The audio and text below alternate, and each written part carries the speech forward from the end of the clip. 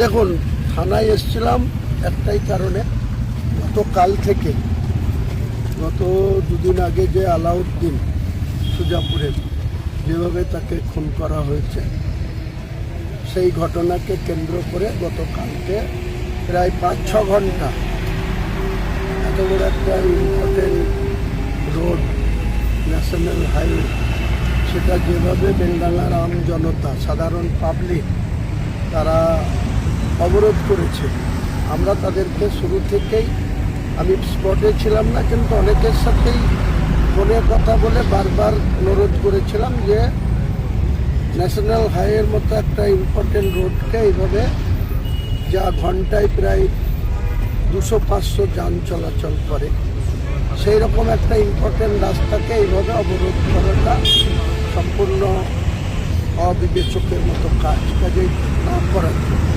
কিন্তু বেলডাঙ্গার দলমত নির্বিশেষে কিছু পাবলিক, তারা কখনো উড়িষ্যাতে মুর্শিদাবাদের সুতির জুয়েল রানা খুন হচ্ছে, কখনো আমাদের আলাউদ্দিন ভাই ওখানে গিয়ে খুন হচ্ছে, তার পরিবারে তার বাবা অসুস্থ, ভালো করে চলাফেরা করতে পারে না, তার ফ্যামিলি আছে, 3 বছরের বাচ্চা মেয়ে আছে, মা আছে, বড় আছে, স্ত্রী আছে, স্বাভাবিকভাবে এইভাবে যে আক্রান্ত হচ্ছে, এটার জন্য আমরা কেউ দায়ী না।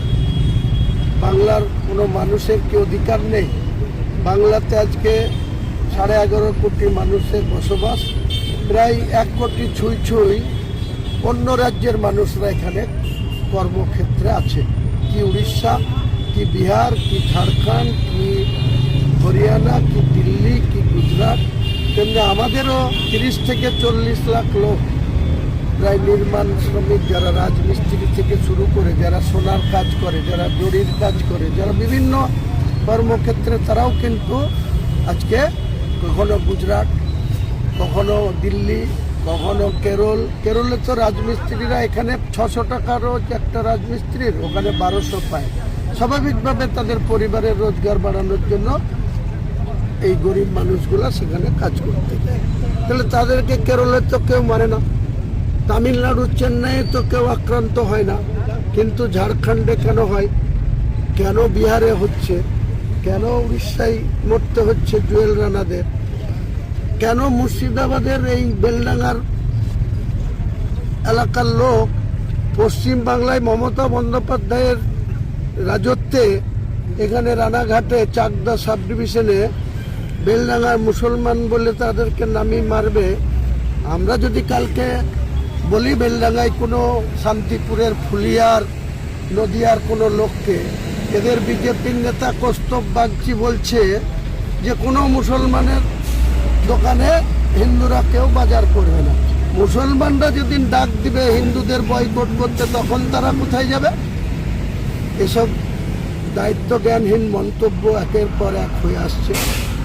অসীম সরকার, বিজেপির এমএলএ, সে যখন কোরআনকে নিয়ে কটু কথা বলছে, 100টা এফআইআর হয়েছে, সেই এফআইআরের কোনো অ্যাকশন নাই, তাকে কোনোদিন আজ পর্যন্ত কোনো থানা ডেকে জিজ্ঞাসাবাদ করলো না, সে বিজেপির এমএলএ। আর এখানে যখন কোনো একটা ঘটনা ঘটছে, বেলডাঙ্গায় কালকে অবরোধ হয়েছে, এখানে রাজ্যের একজন গুরুত্বপূর্ণ ব্যক্তি, তিনি বহরমপুরে এসে আমাদের বিরুদ্ধে কথা বলছে, আমাদেরকে বলছে গদ্দার, আমরা নাকি এইসব ইন্ধন দিচ্ছি। হুমায়ুন কবিরের কোনো দিন রাজনীতি করতে গিয়ে কোনো কিছুর সঙ্গে মানুষকে বিপদে ফেলার মতো কাজ 20 বছর আগেও করেনি, 30 বছর আগেও করেনি। আগামী যে 10 বছর 20 বছর বাঁচব, রাজনীতি করব, কিন্তু কোনো মানুষকে বিপদে ফেলা, তাদেরকে কোনো জায়গায় সমস্যায় ফেলা, এটা হুমায়ুন কবিরের কাজ না। কিন্তু যারা এইসব আগুন নিয়ে খেলতে চাইছে, যারা এইসবগুলা করতে চাইছে, তারা ভাবুক যে আগামী দিনে মুর্শিদাবাদের আইন শৃঙ্খলা দেখার দায়িত্বে কারা আছে? রাজ্যের পুলিশ মন্ত্রী মমতা ব্যানার্জি, তিনি কি এই সামান্য সমস্যা, এখানে কাজ করতে যাওয়া ব্যক্তিরা যে খুন হচ্ছে তার বিরুদ্ধে স্টেটমেন্ট করেছেন?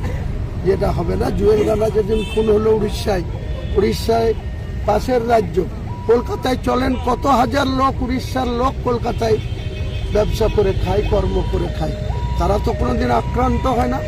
প্রতি সোমবারে বিকেলে আসবেন এখানে বেলডাঙ্গায়, সোমবারে বিকেলে 2টো থেকে মঙ্গলবার ভোর সকাল পর্যন্ত শান্তিপুর, ফুলিয়া, চাকদা, রানাঘাট, হাওড়া, বিভিন্ন জায়গা থেকে যারা ব্যবসা করতে আসে তারা কি শুধু মুসলিম? তারা তো অমুসলিম আছে, কোনো অমুসলিমকে তো আক্রান্ত হতে হয় না।